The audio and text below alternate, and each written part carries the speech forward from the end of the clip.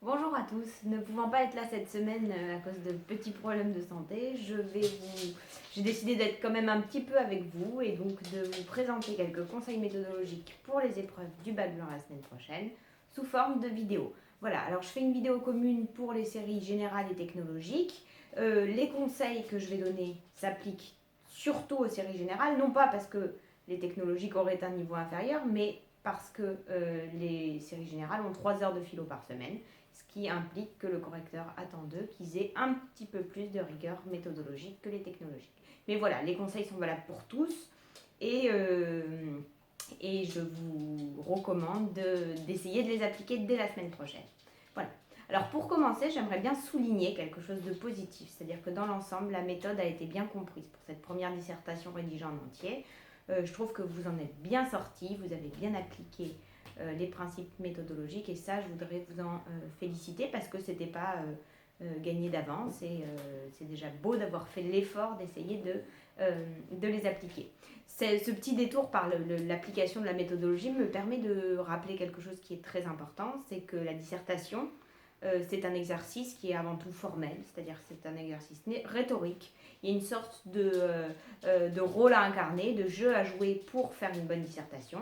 Et je trouve que vous avez plutôt bien incarné ce rôle et je vous en félicite.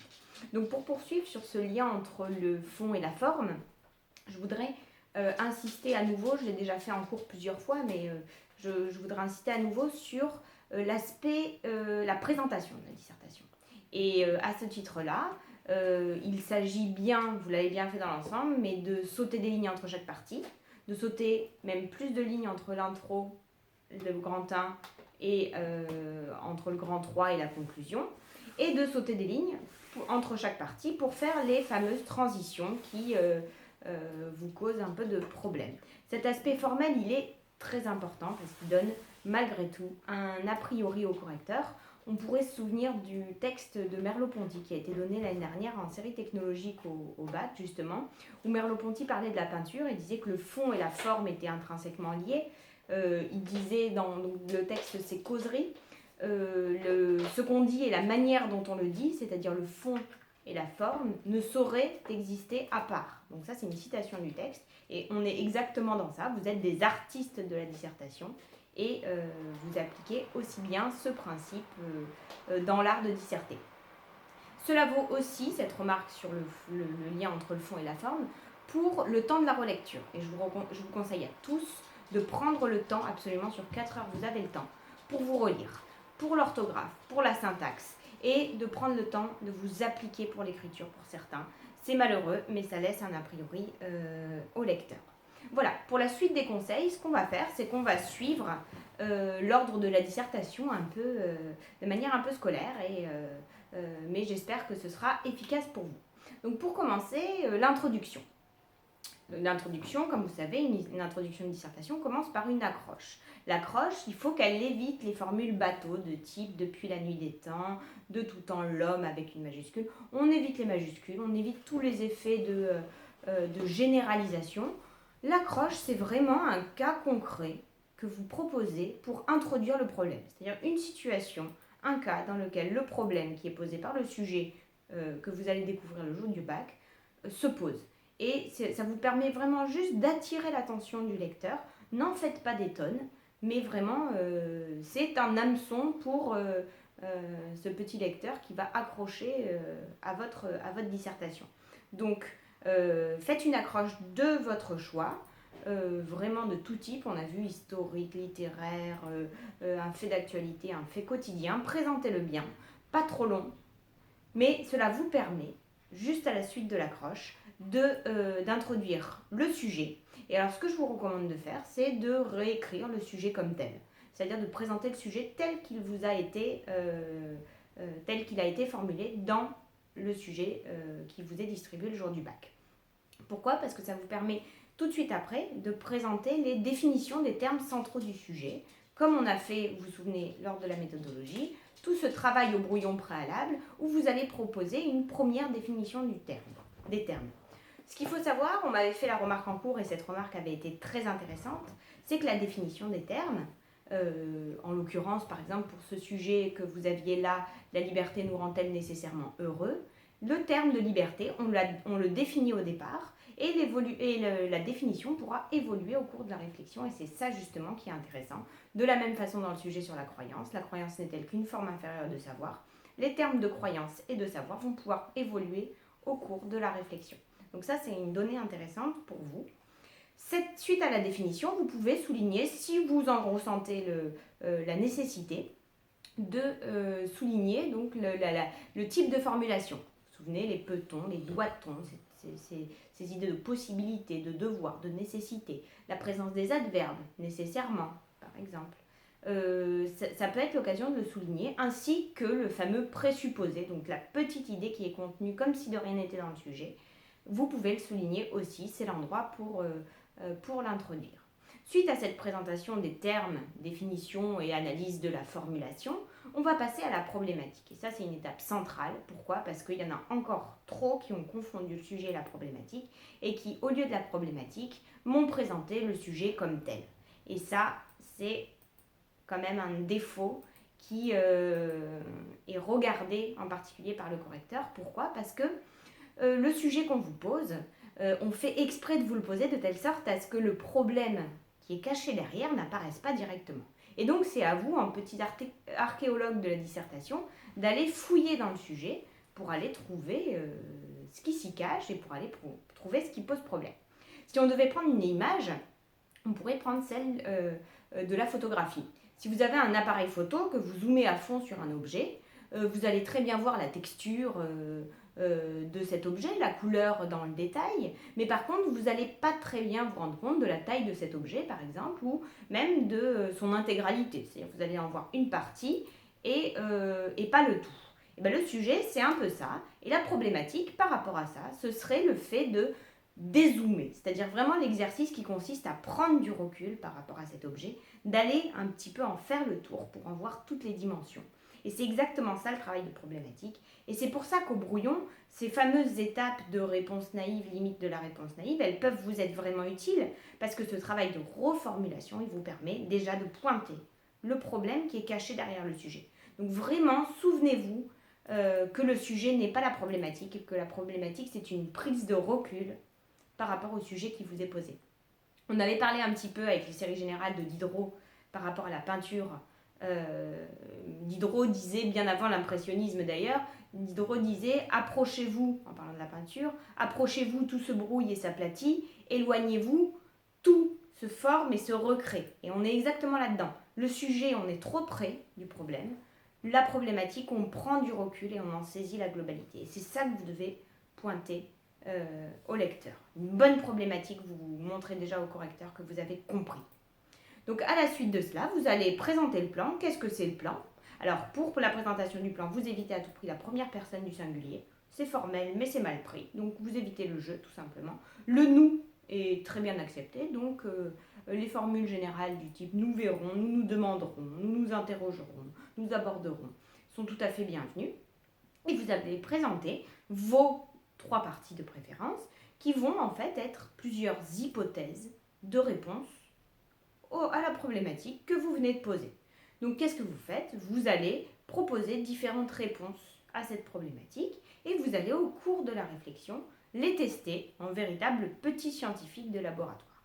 Donc voilà pour l'introduction, j'espère que c'est bien compris, vous me poserez les questions que vous voulez quand je reviendrai. Passons maintenant au développement.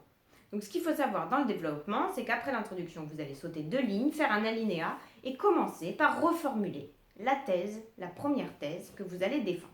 Cette première thèse, c'est un peu comme une première hypothèse. Alors si on reprend l'image du petit scientifique dans son laboratoire, on pourrait dire que vous êtes des petits expérimentateurs.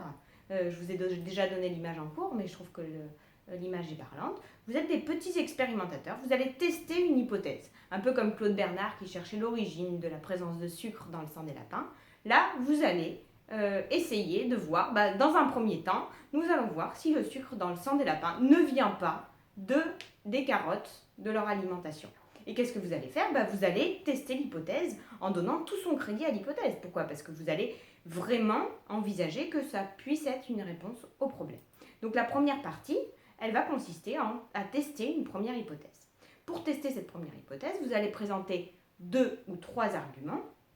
Ces arguments, ça va être des idées que vous allez défendre, expliquer, reformuler. Par pitié, évitez trop de concision. Prenez le lecteur par la main, expliquez-lui bien ce dont il s'agit et n'hésitez pas à le reformuler, à employer des synonymes, à définir les termes, à donner des exemples. Alors, ce qu'il faut savoir, c'est que les arguments se formulent avant le fait de convoquer des exemples ou des références. Vous ne commencez pas un paragraphe avec un exemple, vous ne commencez pas un paragraphe avec une référence philosophique. La référence philosophique ne remplace pas un argument. Donc ça, c'est absolument central. C'est votre réflexion que vous présentez, pas celle des auteurs. Les auteurs viennent renforcer vos arguments.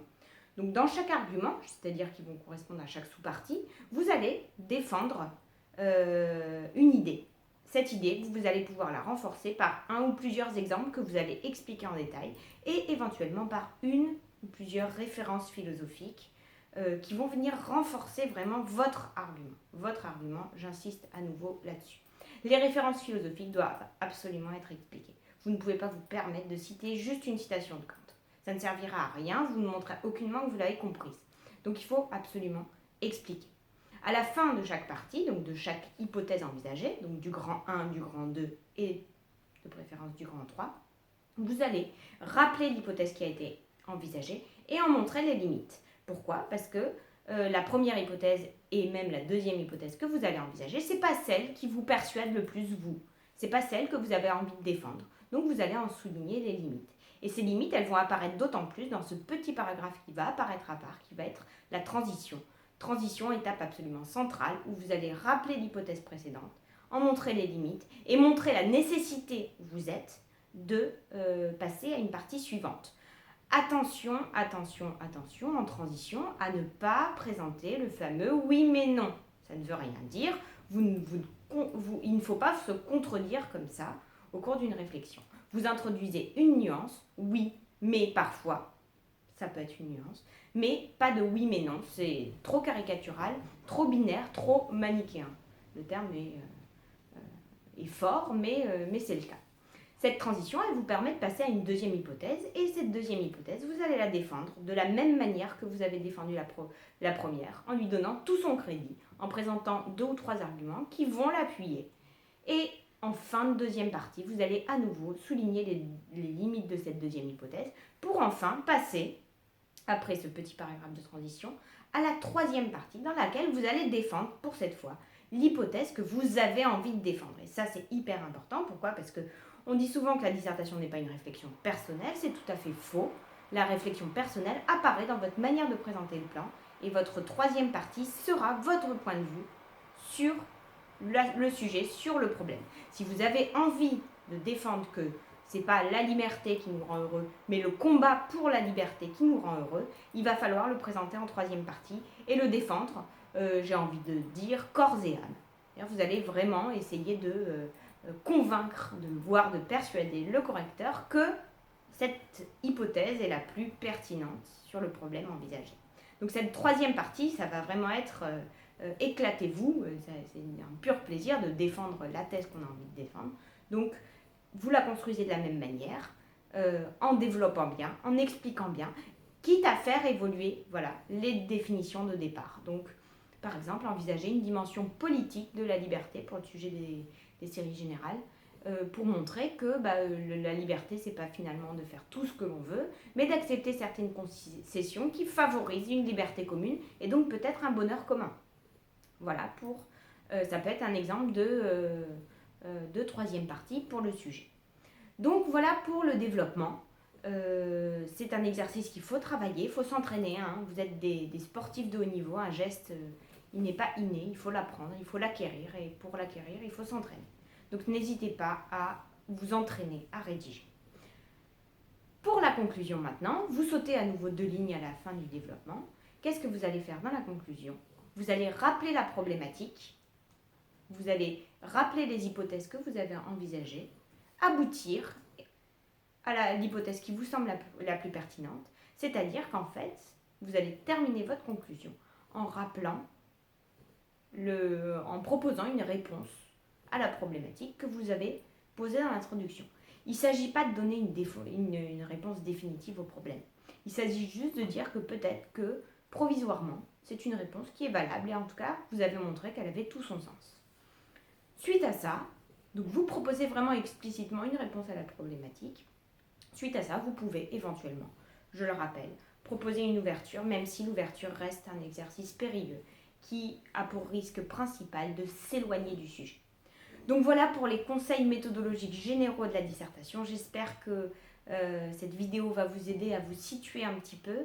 Si vous avez des questions plus particulières, n'hésitez pas à m'adresser un mail pour me demander. Je répondrai avec grand plaisir. Je vous souhaite bon courage pour vos révisions. Relisez bien les fiches que je vous ai préparées, les cours pour avoir vraiment une idée claire des références. Et n'hésitez pas, faites-vous confiance, vous êtes tout à fait capable de réussir l'exercice de la dissertation pour ce bac blanc la semaine prochaine. Voilà, bon courage, je m'excuse pour mon absence et puis à très bientôt.